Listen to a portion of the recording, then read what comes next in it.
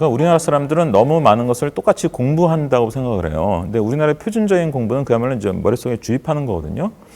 근데 영어는 언어잖아요. 언어이기 때문에 이거는 습득하는, 체득하는 것에 가까운 거예요. 이를테면 미국 사람, 영국 사람들이 왜 영어를 잘해요? 영어에 계속적으로 노출되면서 그것을 태어났을 때부터 계속 습득을 해왔기 때문이에요. 그러니까 결국 좀 거칠게 말하면 궁극적으로 나중에 영어를 얼마나 잘하게 되느냐는 그 사람이 그동안 겪었던 영어 총 노출 시간하고 관련이 있어요. 비례하는 거예요, 거의. 물론 이제 개인의 재능에 따라서 조금씩은 다르겠지만. 그러면 이제 영어를 노출시키는 방법에는 크게 두 가지가 있겠죠. 강압을 통해서 노출시키는 방법과 흥미를 통해서 노출시키는 방법이 있어요. 근데 장기적으로 어느 쪽이 지속 가능하겠어요?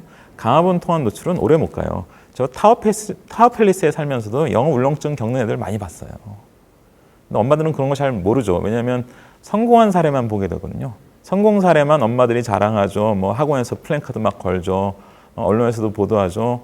수도 없는 실패 사례들을 사실 바로 옆집에서 일어난 일도 모르고 지나가게 돼요. 그러니까 결국 강압을 통한 노출은 한계가 있는 것이고 특히 어릴 때는 더더욱 그래요.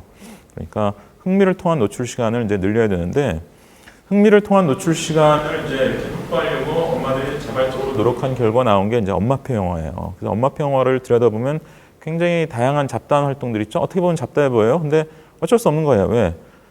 흥미를 통해서 그러니까 영어 노출 시간을 늘리려면 한 가지만 해서는 얘가 뭐 좀 있으면 지루해지거든요. 그러면 다른 거로 바꾸는 거예요. 그래서 영어로 게임을 했다가 영어로 노래를 불렀다가 영어로 무슨 이야기 책을 읽었다가 영어로 무슨 애니메이션이나 비디오를 봤다가 이제 여러 가지를 이제 동시에 하는 거죠. 그러니까 저희는 영어 학원을 결국 보냈는데 왜냐하면 애가 많으니까 엄마표 영어나 아빠표 영어를 하기가 너무 어려웠어요. 그래서 결국 학원을 보냈지만 유명한 학원을 보낸 게 아니라 가급적이면 흥미 위주로 아이들한테 다양한 노출 경험을 주는 이런 사교육 기관을 찾아간 거예요.